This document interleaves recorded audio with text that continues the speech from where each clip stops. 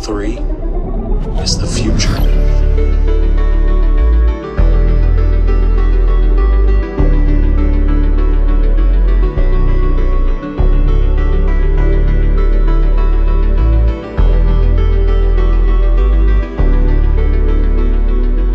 Welcome, crew, to What Are Your 3, a Channel 3 podcast where we take a member of the Channel 3 community, discuss 3 games of their choosing, go through some honorable mentions and some other odds and ends for a nice little video game discussion.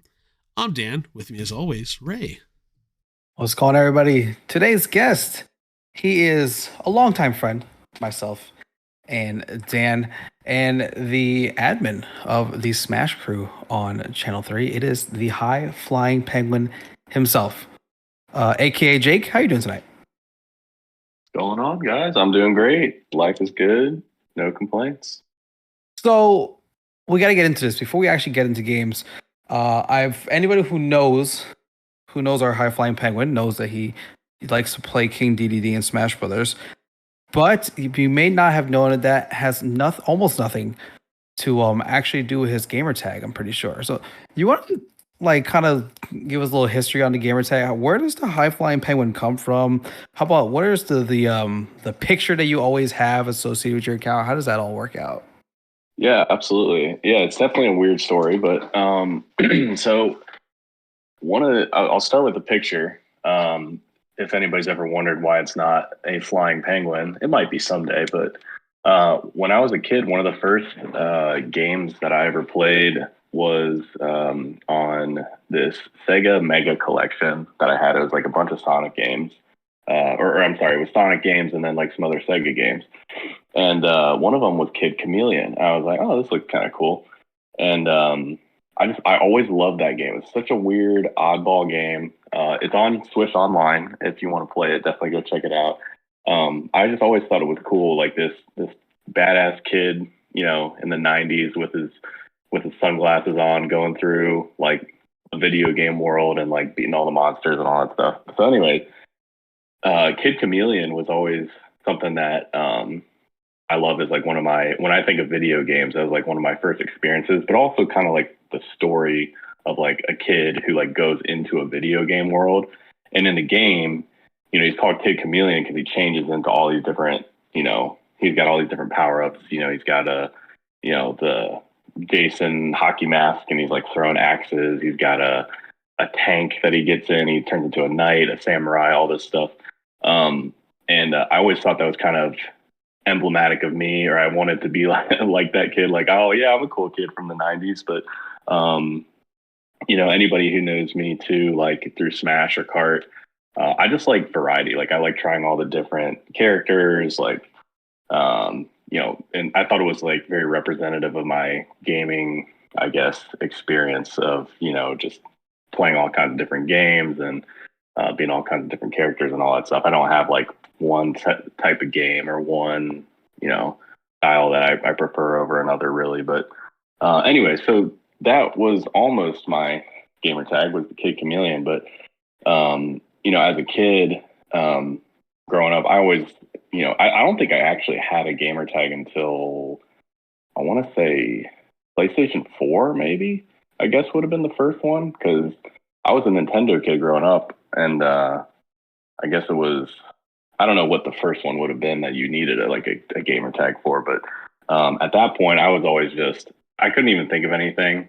And I was like, I've always loved penguins when I was, since I've grown up. And I thought it would be like this cool, oxymoron thing. Oh yeah, flying penguin, defying all odds. So that's where that came out. And totally unrelated too is I remember watching this stupid video on YouTube. It was like a BBC commercial. It's if you want to find it, it's just go on YouTube and do BBC penguins, and there's proof on there that penguins can't fly. So if anybody's doubting me, there's your proof. Just go look that up.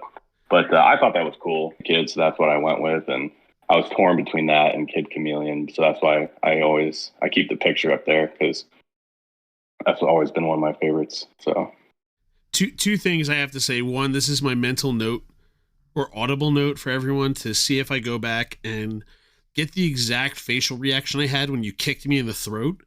When you're sitting there talking about, oh, when I was a kid and I played Kid Chameleon, I was picturing myself cracking open the Genesis box, and I could hear and feel the plastic and sliding the cartridge in. And then you said it was, you know, one of the like Genesis collections that came out like long after that, and that probably stung a little bit.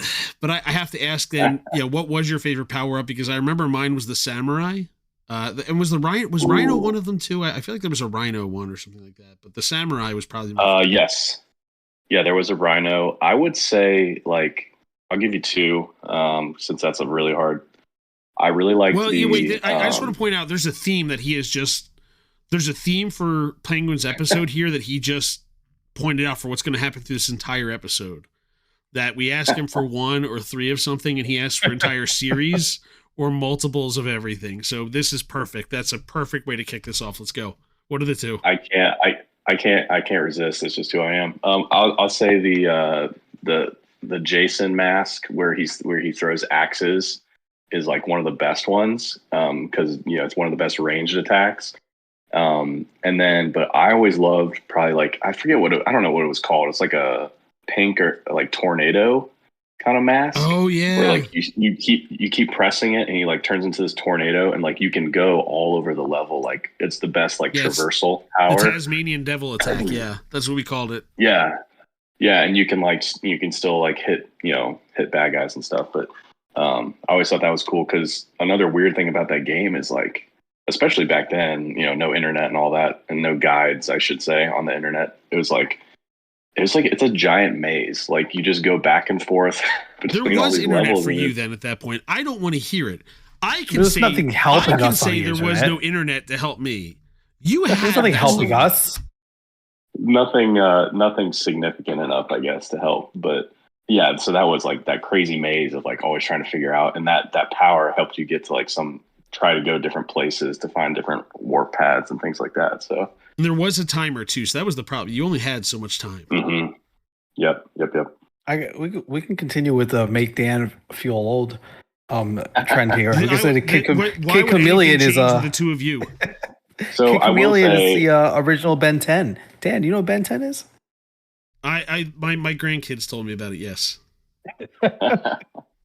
So I when I was saying that too, I realized I was like, well, that's kind of inaccurate to like that. What I said it was like one of the first games that I played. It's not exactly true. It was one of the first games I really got into, I guess, is a better way of describing that. Because I mean, I remember playing. Probably the first game I played was the Mario Bros. Duck Hunt combo game, like the big orange gun. Everybody had that. And then, but I barely remember that. And then I do kind of remember some of the Super Nintendo stuff, like Donkey Kong Country, which we might talk about later. But yeah, and 64 was my first like big console, and then that era. All right, so let's start with the actual list of games now. Number one, it just says Smash Brothers. That's it, not a specific Smash Brothers, just Smash Brothers. No, he didn't even do that, Ray. He just wrote Smash. Just wrote Smash, and we just had to assume that we knew what it was. So let's talk about Smash, and let's go through the history of Smash Brothers with the High Flying Penguin. Yeah, it's funny. I never really played competitively, like I kind of do now. But like I said, the N64 was the first one, and I'll never forget. Like, oh my gosh, countless hours, both that and Kart, obviously, but with my two older brothers. And we'd have friends over. We'd play all the time. All the crazy rule sets, all that stuff. I made a post the other day on Channel 3 about my first mains. I guess I didn't really have a main, kind of like the theme we've been talking about here. I played all of them, but I played a lot of Link and Luigi and Ness were the three that I played the most. But gosh, it was just so much fun to like beat the crap out of your brothers and stuff like that. And we got in fights and all that good stuff. I think my brother, who's a kind of a bigger guy, probably slammed his controller into the ground so many times after me beating him. I was surprised that the N64 controllers were so durable, because it still works to this day. But yeah, so we went from that to Melee, and I remember taking Melee over to taking the GameCube over to friends' houses and like playing the tournament mode. That was the big thing I remember about Melee. That was so much fun. Like even if you throw in a bunch of CPUs, whatever, like you do a tournament. Played a lot of Marth in that one, some Mewtwo. a few others, but I never really got that into it. Like Melee is known as like one of the most competitive ones, and there's a huge scene for it. But I more just was a casual player then, and then similar to Brawl, I was still pretty casual then, but I really liked Brawl had the best single player adventure. Like that was so much fun, and you could do that co-op. I did that with my friends and all that stuff. And I think, correct me if I'm wrong, I think Brawl had online. Yes, it did. It wasn't good, but it was there. I played it. I don't think I don't remember doing it that much if I did, but that was obviously a big one, because I think that was like the biggest one. Was like, damn, look at all these characters that they're adding, and it was like Sonic and with Snake. Snake was in that one, yeah, and then obviously King Final DDD. Smashes. Yeah, oh, that's right, the Final Smashes. That was really cool. So then King DDD. I always liked Kirby games, but I always just liked, obviously like Penguins, and so it all kind of fit together. And I loved the character, and I do still miss his moveset from that game where he would throw Waddle Dees. It was like random which ones would come out. Like sometimes he'd throw the Gordo, sometimes it'd be the Waddle Dee with like I forget what it's called, like the one big eyeball and stuff like that. So I did that. Played a lot of Lucas. Lucas was fun. And then Smash 4, like the Wii U, kind of came and went. I don't recall too much other than that. I guess Smash 4 was probably the one I got into online the most. And I actually will say the best thing about that one was the structure of the online, like even better than Ultimate, I would say, where it's like, I think it was called For Honor, or no, For Glory and For Fun. Yeah. And they had it split up. So it's like competitive, not competitive, right? And then it worked really well. Whereas like I was just playing literally, I think it was today, I was playing Elite Smash on Ultimate, and I got a move, one of those matchups where somebody had the final Smash meter on. And I was just like, come on. What is this? It's amazing that like the BS you'll still get. One stock final Smash on. Yeah, it's so stupid. Like that's a thing. But anyways, I mean, obviously the infrastructure is probably better and all that stuff. So, yeah, so I didn't spend too much time with that, with Smash 4. And then obviously Ultimate was amazing, all the characters. And then actually, I guess we can segue into Kart eventually, but Kart was what I got into dad gaming with first. But obviously Smash Bros. Very shortly after that. It was funny because I never really... Ray, are you letting him just like rip the wheel from your hands here? No, he's fine. He's fine. We're totally good. I'm trying to... Man, look at that. He just took over from you. No, he's we're still where we need to be. So for Ultimate, it was I started playing a little more competitively, and we had the tournaments and stuff. And then I ran into this guy who played Piranha Plant all the time, and he would always kick me out of the tournaments. I'd always get to like the semis or like the court, whatever, and I'd always lose to Mr. El Rey over there. That guy's a jerk. And I was like, he's so good. So I started playing more and more like on quick play and just all that stuff. And I was like, I'll never forget, like the first time I got past in a tournament, I was so excited. I even went and told my wife, and she like does not give about video games. And, but she thought it was funny. So, and then obviously we've sparred and gone back and forth ever since, but you might even have the upper hand on me now. I'm getting a little rusty. I need to get in the lab. Yeah, you're old. So, okay, you were there. You were there for I actually did, like, I knew you were there basically from the beginning with Kart, with the dad gaming. I did not realize you played in those beginning Smash Brother the dad gaming tournaments. Well, not the first. I missed probably like the first, I don't know, maybe 2 or 3 seasons, something like that. No, I saw your name show up in the bracket that because Lazy Pie just shared. Oh, really? The old brackets and videos because he was streaming them back in the day. You're on one of them. It might have been season 3. Yeah, but your name showed up, and I had not realized that you were there. It was funny because I just didn't even know it existed. It was like, there were a lot of tests. There were a lot of tests that were happening in those first 2. A lot of Lazy Pie just pounding us. Yeah, yeah. Which is I, funny because like obviously like it's gotten more and more competitive over the years, and like we got all those new people in there with different skill sets and stuff, and I was like, man, I should have joined the first season. I would have had a better chance to win one. I always think about that because I remember the first season that I played, it was still being run on Facebook. So it was not even it wasn't even happening on Discord yet. I didn't even know Discord existed. I'm pretty sure.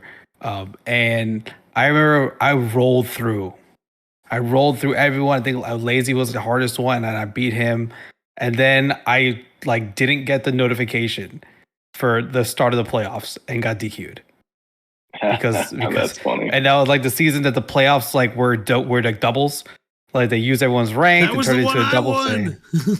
That was Season that was my 5. chance. That was 4 because season 5 was the season 5 is the weight classes when we did that whole thing. Yeah, that's right. Yeah. Yeah, season That's 4 one of my favorites. I got DQ'd after I was rolling through it. I was damn it. Thank you, Facebook. That's awesome. Yeah. So I what think I've is won one or two maybe. what is you actually have one. I don't think I have a single. I actually don't have a single win. Everyone always talks about Smash Brothers. I don't think I have a single like big tournament win in like the 3 years. That's surprising. There's a lot, there's always a lot of good players. So what do You you just gotta think get good. is the what's the biggest change since you played? You say you played casual, kind of like all the time, just hanging out, having fun. Right? What's the biggest switch? I don't know, technically or mindset wise, from playing casually to playing competitively. There's definitely a couple things. I was actually just thinking about this too, which is funny because I would say the biggest thing, which everyone overlooks, even the people who do start to play well and competitively, is I'm going to shout out my friend Mickey Wins on this one. You have to have good empathy when you play fighting games. And what that means is you have to pay close attention to what your opponent is doing. Everybody just you focus on your character, especially in a video game, right? Like you're just staring at your character, like, all right, I'm going to do this, I'm going to do that. But if you don't learn to read your opponent, you're always going to it's going to be a lot harder, I guess I should say. Obviously there's people out there, the button mashers, who have certain strategies like, oh, I just do this, then this, and this, and this usually works. But that stale moves, right? Which is what you used to get punished for on the old N64. What was it called? Classic mode. If you would do the same moves over and over time, they would take points off your score. So I would say that. And then, obviously with Ultimate, it's like, you really got to pick one, maybe two characters and just learn them, like the back of your hand, learn what their skills are, their weaknesses are, the punishes, all that stuff. So you know what to do in certain situations when you read your opponent correctly. And then the other part of that, reading your opponent is just knowing all the characters, which is very overwhelming in Ultimate because what is it? There's like, is it 60 something characters? I don't even know how many there are. 85 plus, right, Dan? Isn't that the number? Oh, okay. 85 plus. It's 89, and technically that's not counting like Bowser Kids or multiple Pikmin. Like it's 89 character slots with the 3 Mii characters and the DLCs. Okay. Oh, okay. So I was way off there. But yeah.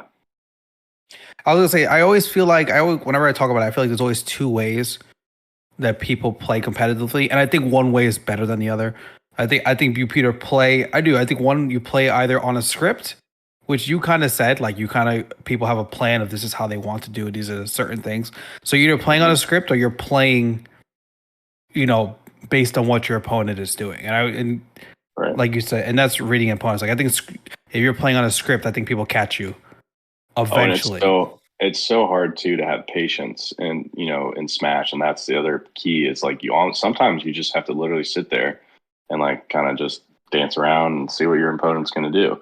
And that's even harder when you're down a stock or you're like down a significant percent because you just like, all right, I got to get him. And then you rush and then you all that stuff. So. Yeah, I have to catch myself. Like I like actively think it like, oh, I'm holding forward way too much. Like sometimes you just gotta wait. I just have to say, Oh, and it's slow down, habit. slow down, slow down, slow down, slow Yep. down. Yep. Don't roll every time you come on the ledge. Don't. I'm really Whatever, all feeling that stuff. attacked by a lot of the last 5 minutes, and the don't roll thing really just came at me hard. Don't. I don't think Jake's ever rolled on a recovery. To this day, like years later, I'm pretty sure he's never actually rolled. So it's funny because I feel like that's the most punishable one, and that goes with that style of patience. Like I'm just gonna sit there and see what you're gonna do, because if you kind of lie there, you can either just do a neutral get up or you can roll or attack or whatever. But that's why I usually just do the neutral get up. Yeah, and I just run into it all the time. Yep. Keep doing it. What do you want from the next Smash Brothers game? And we can all, people can pretend all they want that there won't be another Smash Brothers game, but there's going to be another Smash Brothers game someday. What do you want from it? That's a great question, because Ultimate just really did everything you really needed. I mean, the easy answer to that question was always just add more characters, add more stages, add more, but they've pretty much done that. So I've not really thought about that too much as far as what would be better. Well, here, I'll give you mine. Robust. Okay, go ahead. Yeah. I'll give you mine when you think about it. Mine is take a whole bunch of the characters that have been around the longest, essentially, and rework their move sets, because most of them, like Mario, Donkey Kong, are based on GameCube and back. Like they don't have newer moveset. Like Mario's newest move is a water cannon. It was Brawl, and that was added in Brawl. Yeah, and it happened in Brawl. Like they Brawl, and like that's it. But like you could, Mario can throw his hat. Mario has different outfits and powers that he's had. And possess people, yeah. Peach, Peach has a whole game dedicated where she changes outfits now. Yeah. So I think you can update and you could change really a bunch of the older movesets, and I think that makes your new game. That is actually a really good one. I would say I'll throw in one that I'd like to see is Donkey Kong. I'd like to see them do something with barrels, like give me a upbeat barrel recovery, or let me throw a barrel, or do something like that. I've always wanted that. If you throw, you give him the barrel like from the classic Donkey Kong level where you could land, under the platform and hit it. You give him something like that he can jump into and cannon himself back up. Yep. Everything. Or give him the coconut gun, right? Why does Diddy's the only one that gets his gun? He's been restricted by just being like an up close brawler. You got to give him something ranged, I guess, huh? Yep. All right. If he shoots you, it's gonna hurt. All right. There's a whole song dedicated to it, and multiplayer mode on Donkey Kong 64 with the coconut gun. Yeah. That's where it's at. All right. So let's transition. Yeah. So we got the other side. We talked about Smash, but really the real intro and almost the real main game for you is Mario Kart, I would think. I feel like, right? A lot of Kart for you. It teeters back and forth, I'd say, over the years. I feel like I had to just highlight those two games first. It's the franchises, just because that's like the vast majority of my gaming life was started from, like I said, the N64 days, Smash and Kart. Even to this day, my brothers and sister and I will get together and we'll throw the Mario Kart 64 and we'll just like run through all the races, all 16 or whatever it is, and just, see who can get the most points and all that stuff. So, so there's that. Double Dash. Is Mario Kart 64, was that the first Mario Kart game you played? Yes, actually. Did you know? You know that Super Mario Kart existed? Because I did not. I didn't know anything existed. No, because we didn't have it. We had a Super Nintendo, but for whatever reason we didn't have it, and I'm not sure why. But did you steal it from a museum? Because again, that's the only thing I assume from you two clowns that happened. First, the Super Nintendo is our time. Well, half our time. Yeah, kind of, yeah. Did you know that the N64 one had the a steering wheel and pedals? Did you know that they had that for the N64? No, you're making this up right now. No, he's telling the truth. They were a separate peripheral. We've talked about this game a million times. Why don't I know this? Well, now you do, and we Because it had was it. terrible, I thought. Yeah, I don't remember using it a lot, but we had it. Yeah, no, it was so tons of fun there playing. Uh, 64. Obviously, it hasn't really aged the best, but I always loved all the little glitches in that one, and the battle modes were fun. And then Double Dash, played a ton of that. Obviously, the co-op element was really cool. Which I've gone back and forth on whether or not I'd like to see that again. I'm not as fond of it as some other people are, but the Mario Kart Wii was really fun. Again, I didn't play online, even though I think they had that for the Wii, but I remember playing that with friends. Just like that was like high school, I think, days. If I want to accurately think about that, Yes, that would be high school. High school days. Just taking the Wii over and playing it. Yeah, and then it was just right into Mario Kart 8 in college. And that's the crazy thing about Mario Kart 8, and probably one of the reasons I got so good at it was, I had it on the Wii U. I remember that was the first two game consoles I bought with my own money were the Wii U and the PS4. And I think the Wii U might have been the first one. And I bought the Mario Kart 8 bundle, which is hilarious when you think about it, because they're still bundling it today. Like there's probably a Mario Kart 8 bundle for the Switch this holiday season, or you know what I mean? So, because it's been out for so long. I mean, that was over 10 years ago. I don't know, without Googling it real quick, what the actual release of it was, but it's been a long time. So yeah, you talked about how it didn't age on the 64. I've probably said this before. I don't know if any game has aged, or at least if it's weird. I don't know if any game series has aged more poorly than Mario Kart. And I don't know if it's like every game we realize like maybe there's something wrong, or that every new game just got so much better than previous. I think the Mario Kart games don't age well. Well, Because the new ones are better. Every GameCube apologist for Double Dash, first of all. So good luck with those in your mentions. Listen, it's a fine game. I'm sure it still plays well. But every version of Kart was better than the previous one. And you leave Super Mario Kart out of this. It's like saying the original Donkey Kong. Like there's something to be said for the originals that like leave it alone. First of all, like you could talk about original Super Mario Brothers. I still think is a better game than like a bunch of other games in the series. I'm not gonna apologize because Mario Kart doesn't age well because they couldn't figure out how to drift without making you fly in a giant circle if you held the control stick for too long. It was different mechanics. Just because you want different mechanics, that doesn't mean it wasn't good. It's still good. It's fine. Well, now but every version is better now. Super Mario Kart tomorrow. Thanks. Way to go. You did this. You did this. It doesn't hold up. Star Fox on Super Nintendo doesn't hold up. Let's put that one out there. Oh yeah, that's fair. Let's put that right now. I didn't know that game existed either.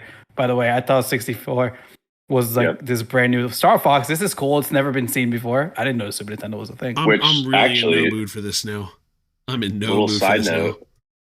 Little side note about that is, I would say Star Fox 64. Maybe you could argue Adventures was pretty good, but I would say Star Fox 64 might be the best iteration of Star Fox, and that was then 64 version. So, like you said, Mario Kart's different. Where I think it's probably just because 8 was so good.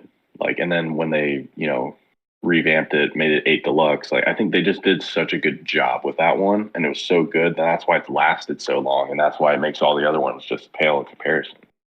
Star Fox 64 might be one of the most replayable games in the history of video games. It's awesome.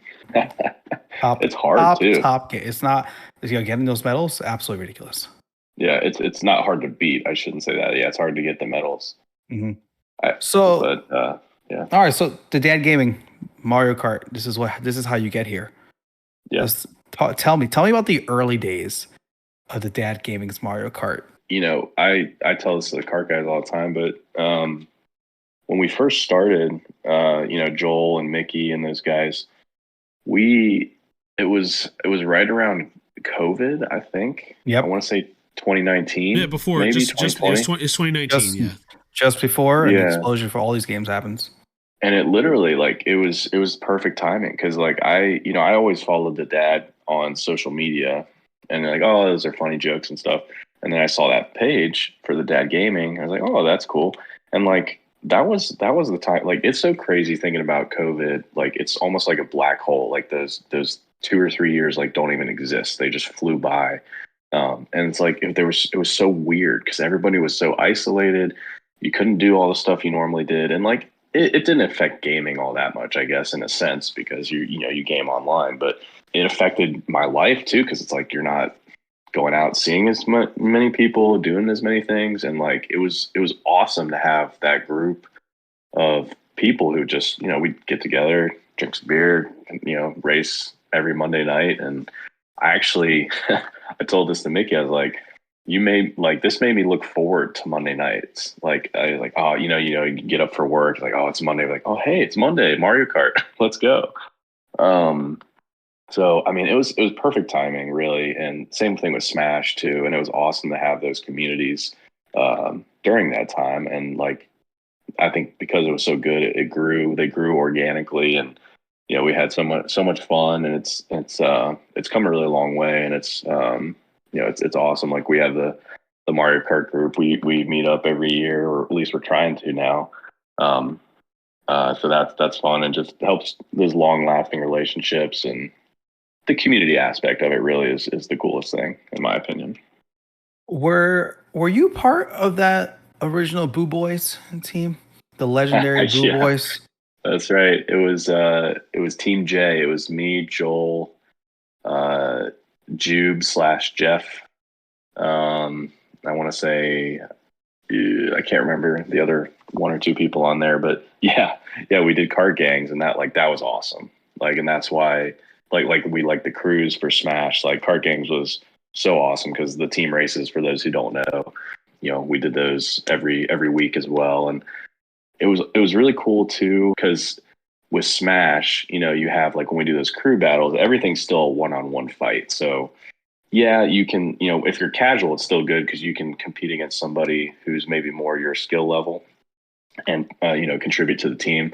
With Kart, it's even more so leans into that, like, oh, I'm not that good, but heck, I can race for this team and I can cause chaos in the back, with these items, and even if every tiny little contribution I can do helps. And that's what we tell anybody who joins Kart gangs who thinks they're not that good. It's a great opportunity to learn strategy and learn the game better, and just have fun. I mean, that's why we're doing all this at the end of the day. It's just having fun. So it's a blast. So, I mean, you're known for playing any character, both in Mm. Smash and in Kart. You just kind of change it around. So, when the meta switched in Kart, which seems like this, kind of groundbreaking moment, a game that had been around for so long, and this is the way you play Mm. it, and this is the characters that work. When that Yep. shifted, did it affect you in any way with the characters you play or the carts you use?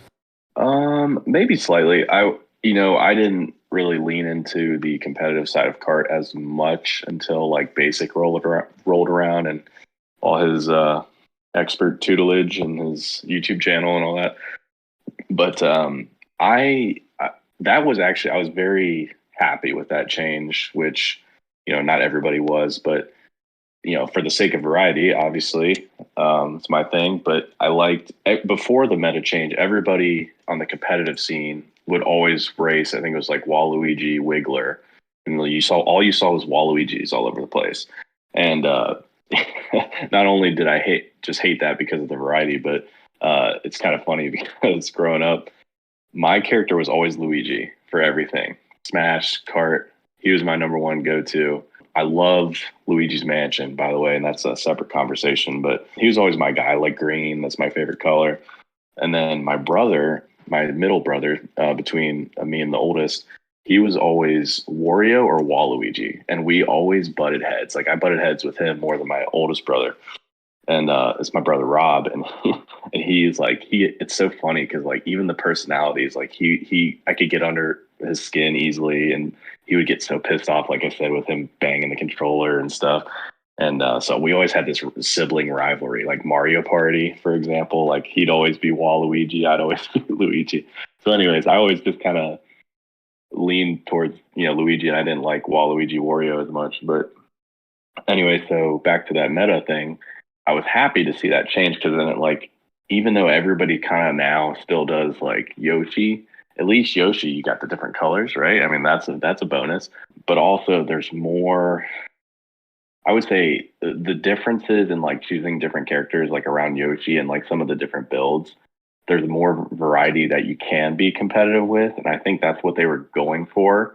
You can go multiple steps up or down in weight classes from Yoshi, or like change the carts or maybe even the wheels around a little bit, and you still be very, very competitive. There's still obviously always going to be the best, quote unquote build, but for most players that doesn't really matter all that much. All right, well, let's talk about following the aging of Nintendo 64 games. Let's move on to The Legend of Zelda: Ocarina of Time. I don't like the way you started that. 4.9 rated. Among the highest games on Channel 3, the highest scoring game of all time on Metacritic, Ray. But, that's okay. Every game on the 64. All that, whatever. So, now hold on. The auto say, why? Where are all these shots coming from? I just say, aren't you the one? Don't you love Ocarina of Time? I do. Well, yeah, actually, you've never actually played Ocarina of Time, have you? No, I did. No, it's Wind Waker. Wind Waker's my blind spot. No. You played Ocarina of Time, right? You've never actually played Ocarina of Time. He got it in. He got me with that one. Nice. Penguin. That and Super Mario. Yes. Yes, my Philly coming out in me. Penguin, where does this fall? So, amongst the various series you've snuck in throughout this entire conversation and where we're going for the rest of our conversations, this was not a game where you said, give me the entire series. You specifically said, give me Ocarina of Time.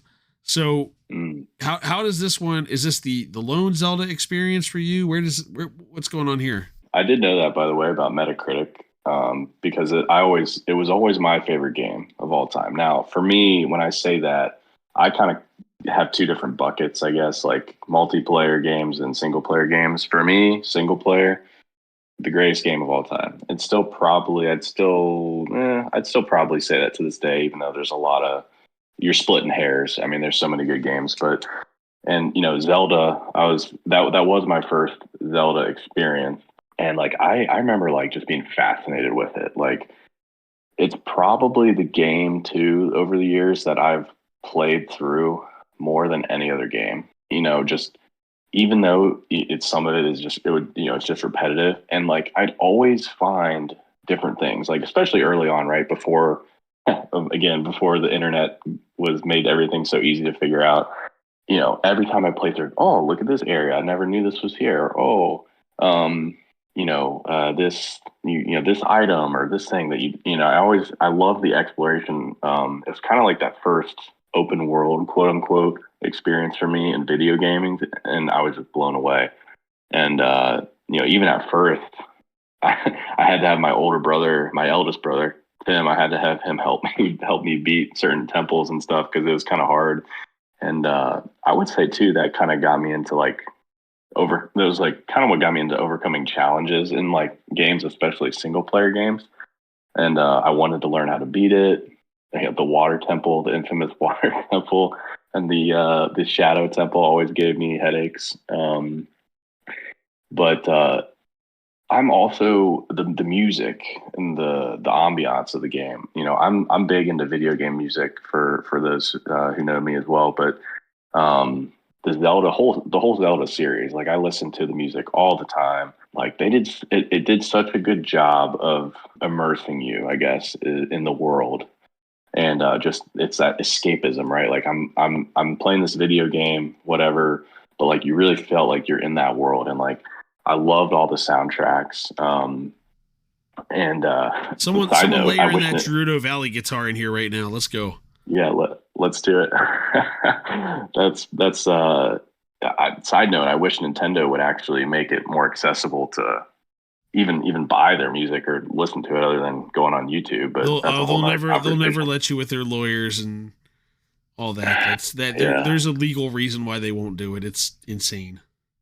It is sad, but anyways, yeah. So I would say I played almost. I think I've played almost, most of the 3D Zeldas. Those were my favorite.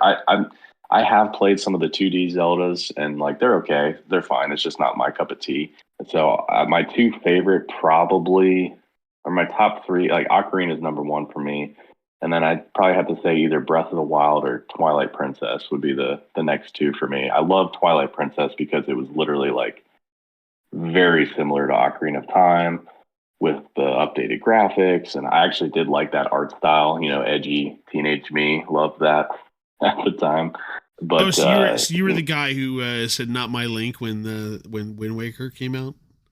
I'm not gonna lie, I did have a little bit of that probably when I was younger, but I'm just I glad you got over admitted it. to it. Half the time we have people on here, they're like, "No, that was my favorite. I knew it from day one. It was going to be a great game, and I don't care if it was No, cartoon and cell shaded." Thank you for being honest. people were kidding themselves if they didn't act like everybody freaked out about that. And I have seen that. I think there's some footage somewhere of like a canceled sequel to Ocarina, or I don't know, maybe it Well, was yeah, like no, right yeah, around Wind yeah. Waker. It kind of became the Twilight Princess art style. They had the original Right, right. GameCube demo for Zelda was an upgraded version of the graphics from Ocarina and Majora's Mask, Yep. and it looked a lot more like what Twilight Princess did. And like Hmm. Ganondorf was in it, and Adult Link, and all the like dark greens and everything like that, and looked like Twilight Princess. And then they gave you a Wind Waker, and people were stirred about it. You're not lying to Yeah, yourself. and That's a good thing. yeah, no, I can be honest about it, and I did actually end up enjoying Wind Waker, but I the first time I played it was on the Wii U, where it was like Wind Waker HD, and it was cool because you had the map on there, which was also useful in Breath of the Wild, which some people don't even know that's when that game came out, was on the Wii U. But you had the gamepad, which had the map on it, which was cool. And then I know a big difference, maybe for me, that other people wouldn't have experienced is that like fast sailing. Like they sped up the sailing speed on Wind Waker because apparently that could get tedious in the original game. So that was nice to have. But yeah, that's kind of Ocarina of Time for me. That's the best one, and it's funny how I said about replaying it so many times. I even probably I want to say this was either in high school or college. I had probably this was probably maybe like my 10 somewhere between 10 and 15 time like playing it through, and I was so excited when I found there's this like bomb chew vendor, and maybe Mad Bomb Chew knows about this, but when you go to the Gerudo Desert, like right before you, I think it's right before you use the long shot to go over that big chasm. If you look to the left, there's like this guy just randomly sitting there on this magic carpet, just floating there. And I'm like, who is this guy? And I remember seeing him in the credits of the game before that and being like, who is this guy? Where is this guy? I've never seen him before. And I finally found it. It was like one of the coolest things ever. I'm like, man, even all these years later, like I'm still finding stuff in this game. So that's definitely got a place in my heart, and a very formative game for me over the years. So what happened with your brother? So you said he came in. Were you calling in the righty and like requesting help? Was he trying to be there, be the supportive big brother, or was it more of like an IT guy kind of shoving you aside and let me take over, or like how did that work in the early stages? Well, yeah, when I was younger, I was just kind of like hand him the controller, like, can you beat this for me? I'd sit there and watch it because like I just couldn't do it at the time. Like I think the water temple, it was more so like, can you show me like where to go and Listen, what to 40 do? year olds have that problem too, so don't worry. That's not a kid problem. And then the shadow temple one was just, there's a lot of tricky, I don't know, like platforming and some hard enemies and stuff like that in there. So I that was one I just handed him the controller. I was like, can you do this? Well, very frustrating because you Uh, get dropped back at the beginning of the temple if you're not careful. mm, yeah, yeah. You have to know Whereas like to where to this, look with the magnifying glass and not get yourself yanked or snuck up on by one of the creatures in that thing. Yeah, that could be that was not one that was a very forgiving temple either. oh, and that plus the bottom of the well has got to be one of the creepiest things in all of Zelda. Like it's kind of cool, like how dark it is, but there's some of that stuff in Majora's Mask too. But I remember, of course, it's funny now. Like if I would play it now I'd go through and try and see if I could beat the whole thing without using the lens of truth and stupid stuff like that. So Just pure memory, muscle memory would have to take over in that case, I guess. yeah, right. Like I think I'd jump here. So what were some of your favorite items in the game? There were traditional items. There were some new ones for 3D World. There, what were some Oh, favorites? as I played it more and more, one of my favorite things to do, like one of the coolest feelings when I first played it, I guess, it was like just getting to ride the horse, getting to ride Epona through the field, and like that sense of like freedom and exploration. But I loved hunting the big pose in Hyrule Field, and bottles were actually like empty bottles are actually like very useful in that game, like for fairies and other things. So it was cool because you could get that extra bottle as soon as you get the horse and the bow and arrow. But I was like trying to go find all the pose and all the weird spots and trying to learning like how to make them appear and stuff like that. So that was always fun for me. Good utilitarian But answer. yep, the bottles. Items wise, I don't know if I really have a favorite item. It's fun. I will say getting the ice arrows is one of the most fun ones to get, and then like it's fun to use, but it doesn't really have much purpose. It's just kind of a cool thing to use. But I loved the I would say my favorite just area is definitely the Gerudo area, like just for the whole game, like the music. Gerudo's Fortress is super fun to do the first time, sneaking around past all the guards. The training grounds or whatever it's called, where you get the ice arrows with all those different rooms, is super cool. And then the temple itself, the Spirit Temple, was always my favorite. I remember as a kid, like going in there and just being like awestruck. Like that's one of my favorite soundtracks too in the game. It's just like, this is so cool. And like all the weird stuff that happens in that temple, like the flying pots and the just random things that you don't see coming, like in the mirror shield. I love that one. I had the mirror shield in my head as one of my, start bouncing some attacks back on enemies. That was always Yep. Yeah. Twin Rova is a fun boss for sure. That's another cool aspect. That was another thing. I kind of a segue too, if you want, into the next thing. I had it planned. I was going to talk about gadgets. I was going to talk about collectible. No, go ahead. You take over. You got this. Go for it. Well, I got two different segues, but if we want to go in order, so the next game on my list is Arkham City, which I love the whole series, obviously, but that was another one where I'd probably say is right after Ocarina of Time for a single player game that I've played through more than any other game. Like I'm a big Batman fan. I grew up on the animated series. Yes. So you had the same meltdown the rest of us did once Mark Hamill and Kevin Conroy were when you first play Asylum. You're like, wait, that's Mark Hamill doing the Joker. That's Kevin Conroy doing Batman. Let's go. Oh my God, I loved it. It's and then like Asylum was good. Don't get me wrong, I loved Asylum, but City was like the perfect game for me. And kind of another segue from that I was going to use is I love like boss battles, like in games and single player games. And I feel like Ocarina of Time was one of those first ones that they had such cool bosses, and all the temples had a boss, right? In Arkham City, and actually Dark Souls, which is the next one on the list, the bosses are a big focal point because you have all the villains, right? Well, back up. I'm not done with that. I got some we gotta go back to Batman. Hold on. Slow the bus down. No, I'm not going. No, I'm not going to Dark Souls yet. But the bosses and like all the villains in Arkham City, I thought were perfect. And one of my favorite, maybe favorite boss fights in any video game, I'd have to think about this a little bit more, but is the Mr. Freeze boss fight in Arkham City. It is one of the coolest things ever because I'll just give a super quick highlight of it. Is like, for anybody who doesn't know, is you have all these different gadgets, like you were saying, right, as Batman, and all these different moves you can use and things like that. And you have to literally use almost every possible strategy in your arsenal to defeat Mr. Freeze. Because all right, I'm going to use. You try and repeat, and you're a dead bat. Yeah. Yeah, he adjusts, right? And like, oh, you can't throw batarangs at him anymore, or you can't do whatever it is anymore. Yeah, so no more explosive gel blowing out from behind the wall. No more using the vents underneath him. He freezes the vents, and You know, Yep. he blocks off this once he realizes that happens. Yeah, it's a great one.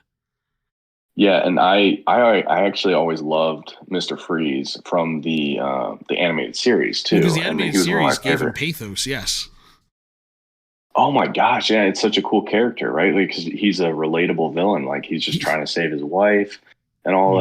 that. And it's interesting for those who are fans of the animated series will know that first episode, Heart of Ice. Um, I think it was Mark Hamill auditioned for. It was a different character in there. I can't remember who it was, but he voiced a different character in that episode, and then they gave him the Joker role, and which was obviously the best move they ever did because he was amazing at that.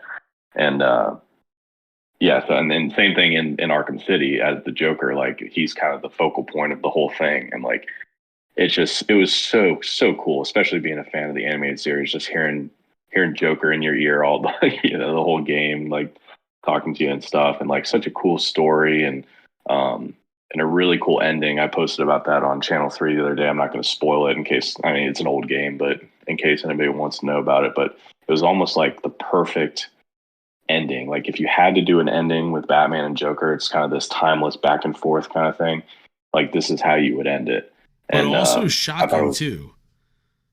yeah, but still, yeah, still That's how they surprising. do And it. you're Yeah. like, wow. And that was really cool because, with the TV show, the animated series is just, oh, here we go again, Batman versus Joker. There wasn't like a story to it always. And sometimes there was, but there wasn't like a beginning and end. And I thought the game did an amazing job of that. And I won't go into Arkham Knight, which is the third game in the series. It was tons of fun and everything. I didn't like, I guess, the story as much how they did it in that one, which is probably why it doesn't top Arkham City for me. But it's also one of those games where it's so massive. Like there's so much stuff to do. Like it almost makes me not want to replay it as much, if that makes sense. The tank But yeah, battles are what just kind of like I upgraded the tank or the Batmobile quickly to get through that portion of it, but it's the yeah. tank battles that keep me from going back and really replaying. Yeah, and those, it was like they didn't have to make it a tank, but like it was really cool to finally be able to use the Batmobile. Like that was awesome. So, it definitely has that going for it. But yeah, Arkham City, you have a lot of the villains in there too, not just Mr. Freeze and Joker. There's a lot of different ones. I won't go all into it. And then the other big one's the Riddler, right? He's got all these trophies and side quests and stuff. And, Kevin Conroy, rest in peace. He did a great job too. So love that one. I was just going to shout out the thing I liked the most about them continuing stuff from the or borrowing from the animated series. Like it's they Doctor Mr. Freeze, not Doctor Freeze, Mr. Freeze, who was a doctor. Like all the villains in Batman are doctors and never referred to that. Yeah. Anyway, Yeah. but like they took stuff because like Harley Quinn was created for the animated series. That Hmm. Mr. Freeze was just we're gonna take a guy, he looks cool with an ice gun, and we're gonna call him Mr. Freeze. Like that was the end of the Yeah. character, and it wasn't until the animated series like, oh no, he's got a wife he's trying to save and all that. Like they added all that stuff, and like Bruce Timm and Paul Dini and everybody who worked on that, like that was pretty cool. They realized like, okay, all the cool stuff's happening in this animated series. Like let's go use that and even take the voices and make this work. And for a kids show too. I mean, like it was pretty intense, and like I mean, I Holds up, thought it by was the way. awesome. I don't know. I don't know Yeah. if you Oh, broke for that one out for sure. the kids yet. Yours may not be there yet, but break that one Uh, out for the kids I when the time comes. I can't wait to watch that. I'm getting very close. My oldest is 6, so I think he's Hey, probably getting almost to the there. point where he can watch. Yeah, so definitely looking forward to that. The Superman one's also still good. Different, but also still good. Yeah, yeah. I was more of a Batman fan because I like the growing up. I like the relate not not relatability. I guess isn't the right word, but just that he's a normal guy kind of thing. Not that I didn't like Superman. I will say I loved the Justice League animated series was really good too. I like that a lot. So you mentioned your favorite cutscene that was from City. Was that the ending of the game that you had mentioned you put in there? That was one of your quests you answered on Channel 3. It was your favorite cutscene. Your favorite cutscene in a game. You listed one from Arkham City. Yeah, honestly, I didn't have enough time to really sit down and think about all the cutscenes in all the games I played, but that one just stood out to me because it was such a the first time you did that, you're like, wow, I can't believe this really happened, kind of thing. So But like I said, the story was great, and yeah, that was the perfect way to end it. So yeah. Now, I know it was technically like a separate sub studio, but did you play Origins? I did, yeah. Actually, I don't know if I ever got it. I think my roommate had it in college, maybe is when that came out, and we played it, and like it had some elements of it that were cool, but it didn't it wasn't as good as the other ones, I didn't think. No, I think the it lacked a little something, but it was better than people give it credit for, I think, but it lacked something. yeah, it was fun. I will say I want to say it was Killer Croc was in Asylum, wasn't he? Yes. Yes. Okay, Yeah, so it that was was there. the one where you had to not make noise and walk along the planks. Yeah. Oh yeah, yeah, that was cool. So I would say for Origins, I think I want to say Deathstroke was probably the best part of that game, if I'm remembering right, because he was a very You would significant be role correct. in that game. Yes. Yeah, so because he didn't really do much in the Arkham, the other Arkham games, and like I don't know, you could argue who's the most significant villain, but I thought they did a great job with him, like in his fights and all that stuff. That was pretty cool. And then we move on to another long series here. This goes along with you playing all kinds of different games. We have the Dark Souls series. So, Yeah, so have you played them all? uh, Have you played all the Dark Soul games? well, it depends on what you count as Dark Souls. The only one I haven't really played is Sekiro Shadows Die Twice. Is that what it's called? Some people don't consider, I mean, it's like a Souls game. It's the same creator. But I've played Dark Souls, Demon Souls, and then Bloodborne is the other one. So kind of like what I was saying with Arkham and Ocarina of Time, with single player games, I loved like the boss fights. And that is like the center of Dark Souls is there's a ton of bosses, and it's obviously difficulty is the big thing everybody thinks about with Dark Souls. The game itself is hard, but the bosses are always hard, and it was frustrating when I started playing it. I was like, damn, this is like harder than anything I've ever played before. But then like once you get the hang of it and like learn the quirks of the game and how to strategize and stuff like that, like I don't know if there's a more satisfying feeling, at least in a single player game, of overcoming something and beating like a really hard boss that you've died to like 20 times. And I think the first one I played actually was Dark Souls 2. So I did it kind of in a weird order because my roommate was really into it. And he's like, yeah, you should try this. And it's funny because you pick a starting class to start with. And I had no idea what I was doing. And I chose, I think it was like mage or whatever.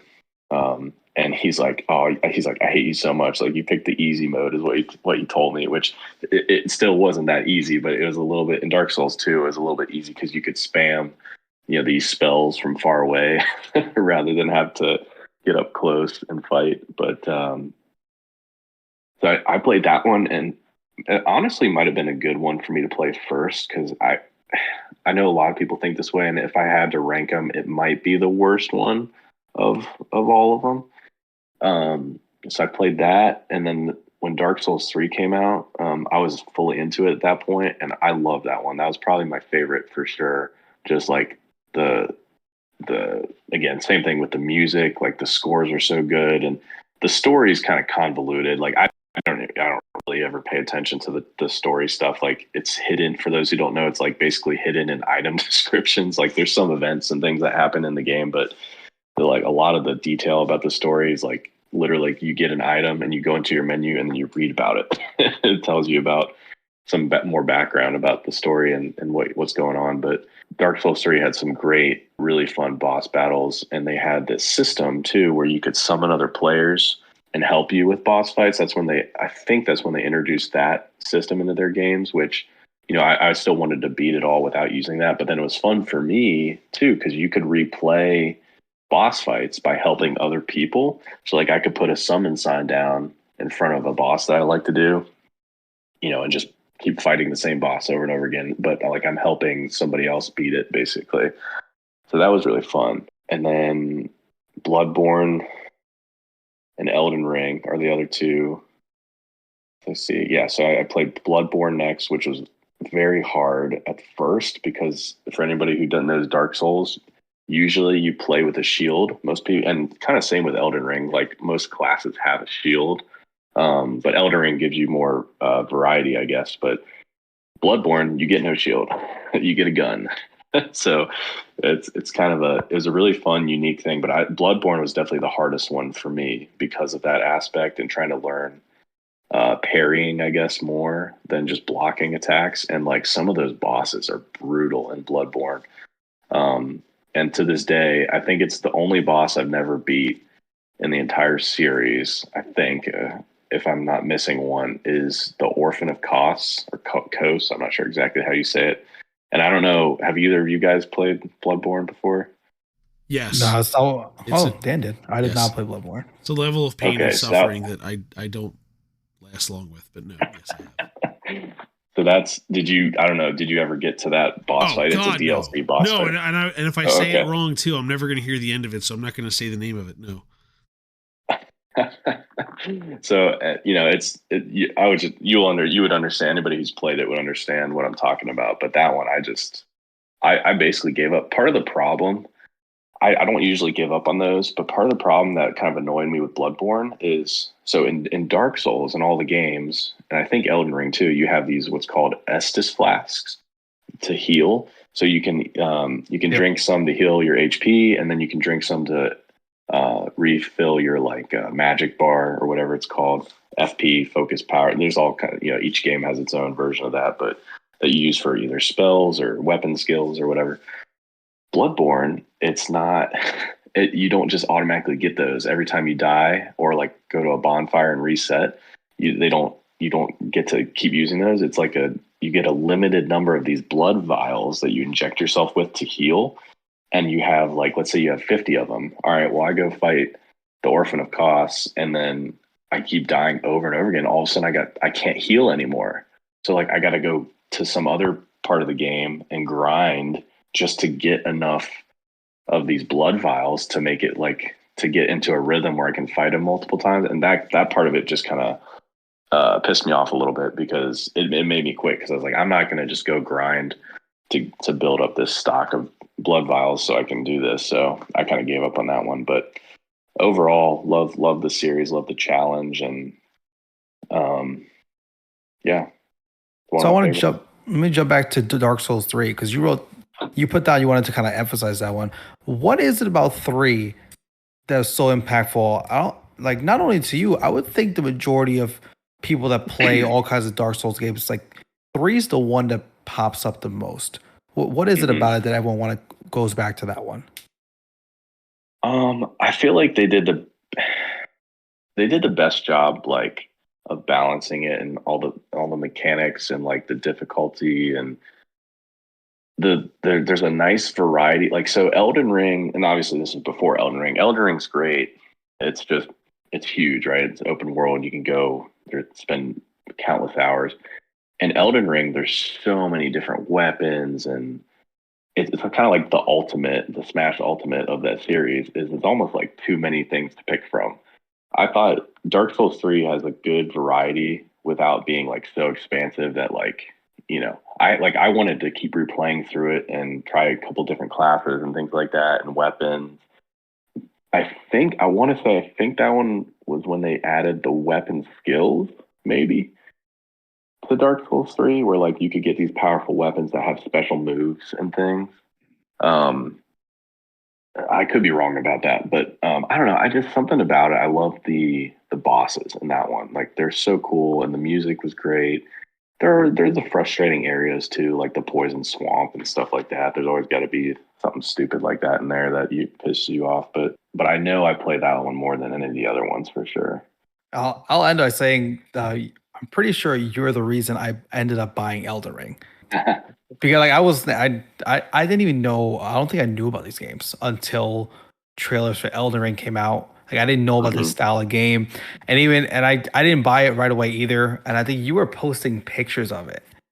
Every time you posted a picture, I was like, man, like It just, man, that game just looks really nice. Oh, it was a good looking game too. And Yeah, for sure. I ended up buying it because of that. I think you just posted enough pictures. I was like, all right, let's try this game. I've never played anything like this, and it's by far one of the best gaming experiences I ever had. It took me, I don't know, something like 80 something hours to beat like my one run through of it, and like you're right, you beat a boss, and it's one of the best feelings there is.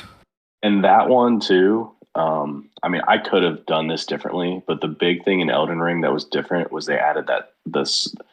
Not only can you do the summons of other players, but you could do NPC summons of like different, characters and things to help you. Which I'm not gonna lie, I had to do that to get through it. I wasn't.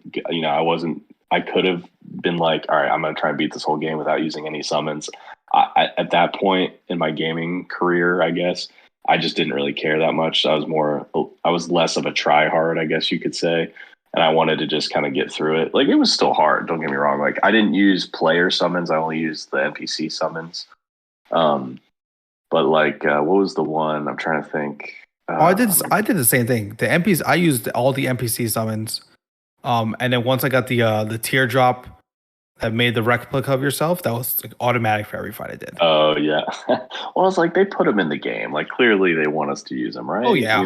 But you have the people out there like, oh yeah, you can't use it, right? Everybody in the Dark Souls community is like, you got to get good. So, I'm gonna do my level 1 no hit run through the whole game. You see those videos on YouTube and stuff. It's pretty crazy. But yeah, I remember like, who was it? Melania, was that her name? She's hardest the one boss in the game. Yeah, she's the one that you could bring a human in. And there's the Let Me Solo guy who got famous for doing it over and over again. And is retired and let him rest in peace, people. I don't know if they sent him a trophy. The game, Elden Ring, they sent him a trophy or like a replica of the sword he used or something as like a reward for like 1,000 wins against her or something like that. Yeah, I don't know if I've ever played a boss in the entire series who has as bull of a mechanic and moves as she does. Like, there's that one where she does that, like, there's like the 3, it's like the dance move where she does these 3 repeated like slashes that go everywhere. And it's like, no chance. It's so hard to dodge. And if she hits you, even if you're blocking, she gets health back. Yep. That just pissed me off. I was like, you gotta be kidding me. Oh man. I think I used the right, I think it was that guy that turned into a snake or whatever, Rykard or something. I used his blasphemous blade, which it had this cool weapon art where you could slam the ground and shoot this wave of like fire across, from far away, and it was like a good projectile move. And I used that was how I ended up beating her. Really, was using that. The last thing I was going to say about those games was I ended up, for almost all of the games, I liked doing my builds as like a hybrid of like I still like a sword character, like sword and shield character, but it had an element of the magic with it, like a pyromancer, or you use the weapons that have like they scale on magic and strength or something like that. That was always kind of my class in all the games that I went with. So mine was simple, me hit hard, big sword. Unga bunga. Yeah. two giant swords, raise strength until you can hold armor with 2 swords. That's awesome. That's what we're doing.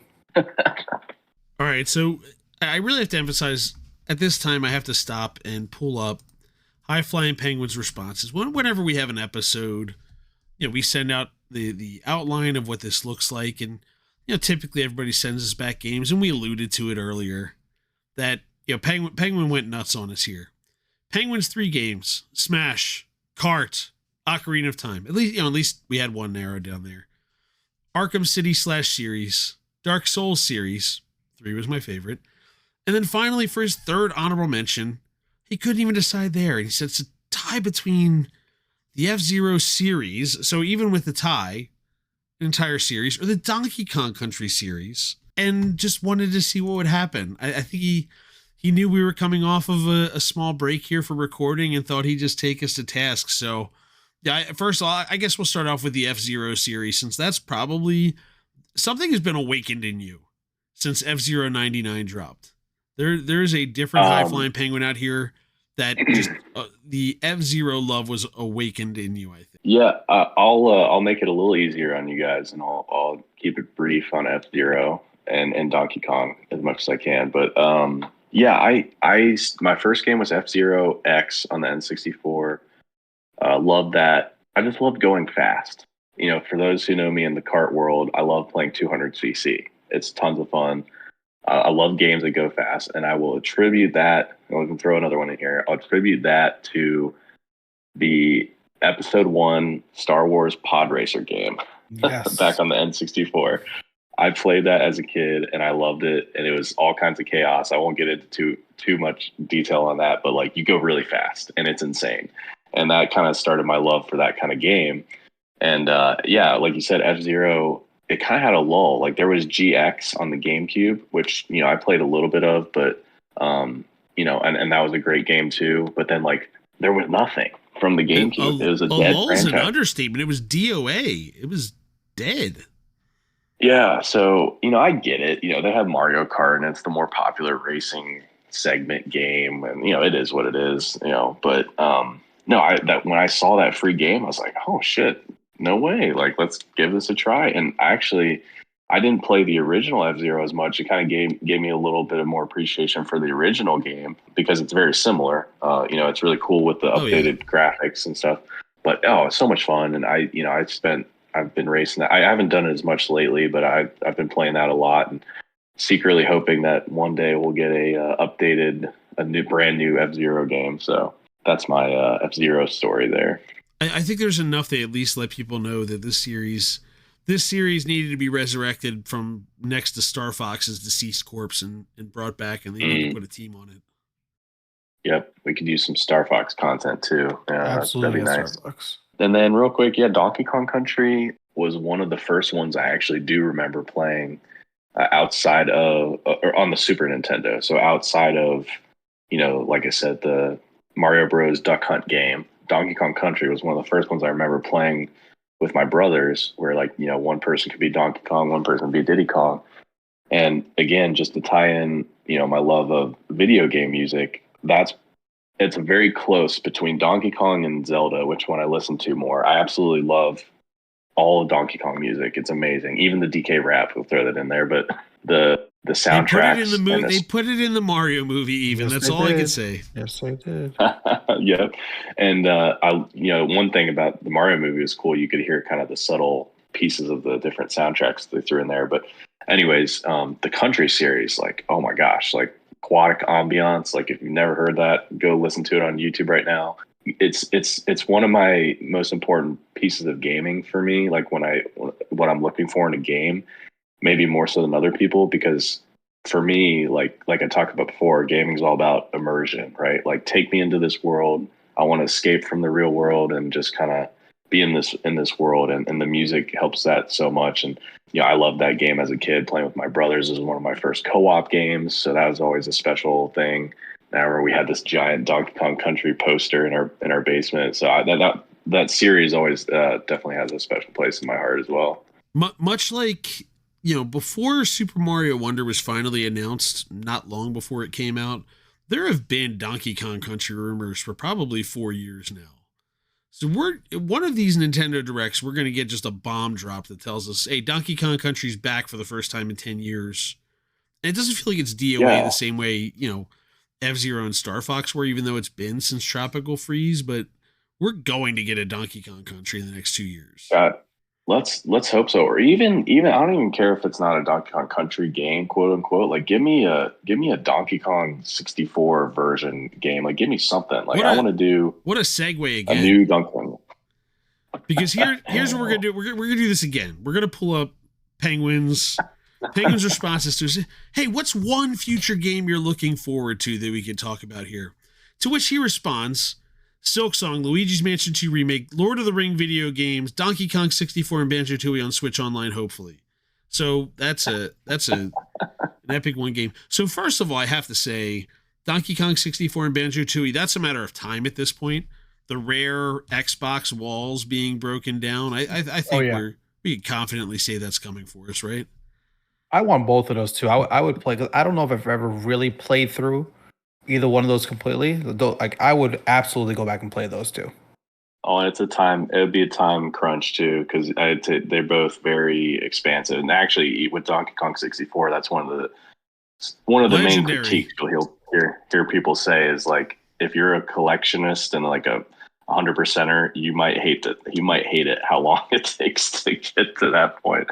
But I mean, I love obviously the Donkey Kong universe, and I'm hoping, like you said, that both that and then Banjo Tooie, which again, just side note, I loved Banjo Kazooie. I won't get into that too much, but I'm super looking forward to hopefully both those being on there, because I play a lot of those old games with my older son Cooper, and he loves like Banjo Kazooie. He loved it. It was one of his favorite ones. So that's going to be a ton of fun to play Banjo Tooie with him. And then I think the Donkey Kong 64 is rare. It's a rare game. So I think it's a Darth Smeagol. Shout him out. He's the rare guy. That it's almost like Donkey Kong, Banjo Kazooie. It's the same. It's pretty much the same style of game. Yeah, rare in those 64 days. They were firing on all cylinders. Then GameCube era, they went to Nintendo, said, "Here's our contract." Yeah, you said you get first offer to buy us out. Nintendo told them to go pound sand, and off they went.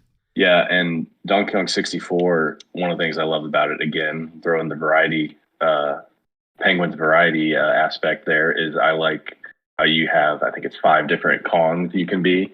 And I know my son's going to love that too. So I'm looking forward to that hopefully being on there someday. So right now, I'll give you another little segue. Right now, I'm playing Luigi's Mansion 3 with him currently, and he loves that. Actually, it's funny because my 2-year-old has been watching this too, and he kind of likes it. He likes us getting the ghostes. That's what he calls them, the ghostes.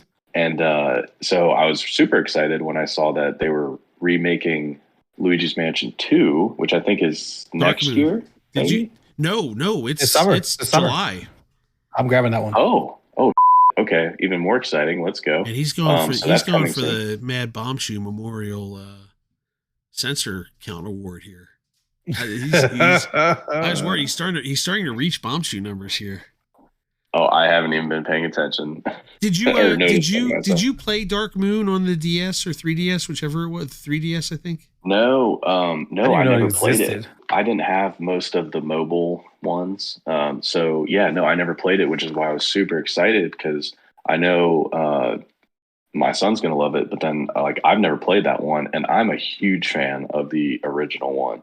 It's definitely one of my favorite games on the GameCube, at least. And I won't get into too much into it, but obviously I love Luigi. He's one of my favorite characters. And it was so much fun. Like, just it's such a quirky, like, unique game. Like, I feel like nobody saw coming. Everybody was expecting, the big Mario game, because I think it came out before Sunshine. Is that right? It did. It was a release title for the GameCube. Yeah. So I think a lot of people were kind of pissed about that, but I mean, it was awesome. And 3 has been pretty fun. It's not as fun as the original, in my opinion, but it was so much fun, like, going around the mansion, like, exploring all the different stuff, and just finding all the ghosts and all that. So that was really cool. I love that. Looking forward to that one. No, I'm not going to let you discuss Lord of the Rings video games. One, because Gollum left too much of a crater places, so we're not going to do that. Yeah, that's pretty bad. And 2, the overall approach to the the various pieces of Tolkien's estate that have been distributed between Warner Brothers and Amazon, and the blood they are trying to squeeze out of the rocks and Tolkien's respective corpse. We're just not going to discuss that. That could be a separate discussion if you want someday. But will we get Silksong this year? That's all I want to know. Yeah, I don't think it's going to happen this year, unfortunately. I do. Well, it will happen. Maybe the holiday. We'll see. But tied into what I've said before about bosses and stuff. If you've never played Hollow Knight, you definitely should go play it. It's not. Everybody kind of says it's like 2D Dark Souls. It's not that hard. And there's ways you can, like, build up your character and make them stronger before you proceed, so it makes it a little easier, kind of thing. So it's kind of like one of those games. It's as hard as you make it. It's still challenging, don't get me wrong, but gosh, I've never been so captivated by, like, such a unique gaming, like, atmosphere. Like, it was like these bugs in this like underground city, and it's like, again, the music is amazing. The bosses, like the different areas that are underground are so cool and unique, and like all the enemies and like the personality of the characters, like I was blown away. But I think it was a PS4, or when I had the PS4, I think it was a PS Plus monthly free game. I think is how it came was a across freebie it. at one point. Yes. Yeah, and I was like, oh my god! And I spent so much time on that, and like it's the perfect. I love good combat games where it's a fluid combat system where it's simple, but like the combat's very simple, but like it's still hard to master, and like it's still very challenging and again rewarding when you beat those really tough bosses and all that. And I think there's like 5 different endings to that game, so like the replayability is great there too. But yeah, I think a lot of people, I probably share the same sentiment, is that it's one of their most anticipated games, and hopefully we get it this year. Let's hope. That'd be awesome. Listen, whatever happens, they're going to make it right. So if it's this year or next year, whatever. But I still think it's this year. Yeah, so we'll see. I do have to sneak in one comment. He's at blowing. least I had a about, perfect transition, but here we go. All right, go ahead. You blew my transition. Let's hear it. Yeah. I I did just want to say I'd be remiss with the Lord of the Rings thing. I saw an article just I told him saying not that to do that. I told him not to do this. Here you go. there's ahead. there's a lot of games coming up soon, and a lot of new games. I'm looking forward to that. I will just say, because I'm a huge Lord of the Rings fan. That's all I'm going to say about that. And then one final comment is I would one be of those remiss games about the 30 seconds in the first movie where they talk about Gollum being hunted down to find the ring, and they're going to blow that out into an entire movie, or is it no? No, I will say my favorite game is Lord of the Rings. One of my favorites, probably my favorite, I guess, is Lord of the Rings Conquest, which I don't know if you've ever played that one. It's like the Star Wars Battlefront of Lord of the Rings universe. And I would be remiss if I didn't mention Battlefront kind of on the side, because that is a huge chunk of my over the years gaming and Star Wars Battlefront. I won't get too much into that, but I love that style of game with the command posts and capturing stuff and playing multiplayer and single player stories and stuff like that. But yeah, I had to throw that in there because anybody who wants to play Battlefront, just hit me up. We'll play some of that. But I love Lord of the Rings Conquest too. I hope they make another similar style game like that, or just more like a combat based game, like even if it's a open world RPG or whatever it is. Give us an upgrade of the Two Towers and Return of the King from the PS2 era. Let's go. Even that, yeah, those were great. Like usually movie adaptation games are like kind of meh in my opinion, but those that was ones an era were of them being less than meh. So yeah, but they were good. Yeah, that was out of nowhere. For sure. All right, one last question. What's been your favorite feature on Channel 3 so far? Whoa! Wait, I missed the whole thing. Dan, you know what? You typed. He blew Dan, my you typed something somewhere and it threw me off. He blew my transition so hard we skipped the quest.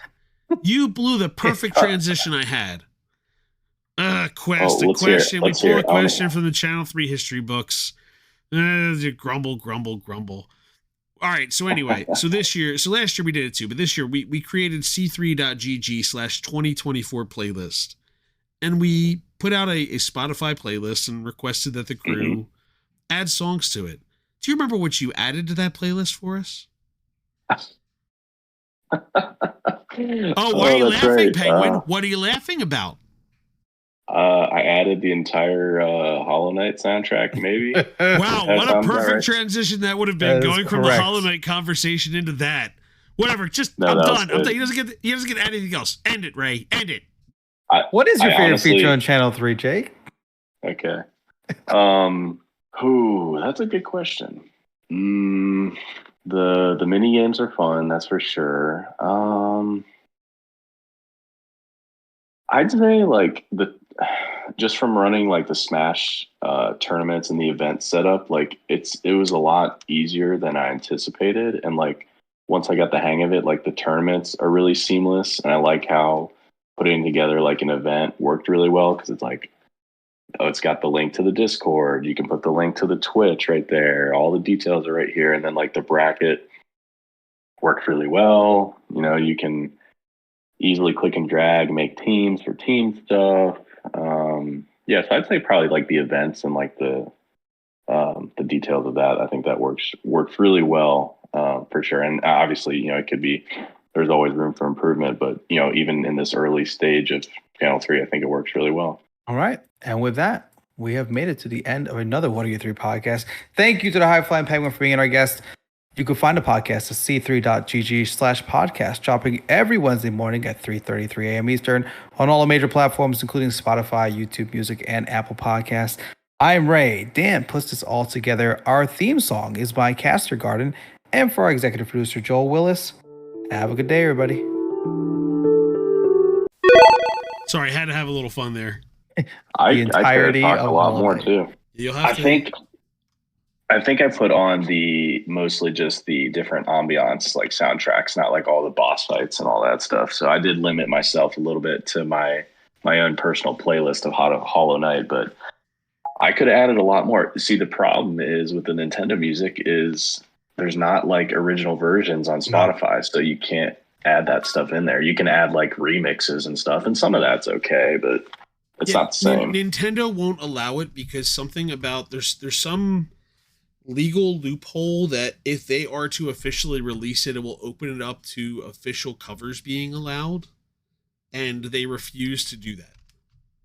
It's stupid because people cover it anyways. Oh yeah, and then they send the lawyers after them. Oh yeah, I mean they're on a tear right now, taking down the Yuzu emulators.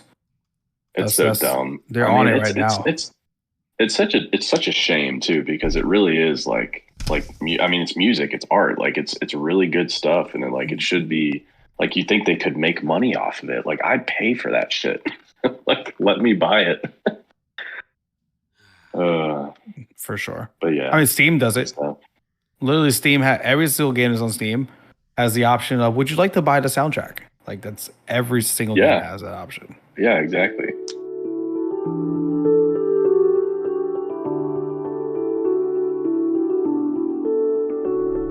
Channel 3 is the future.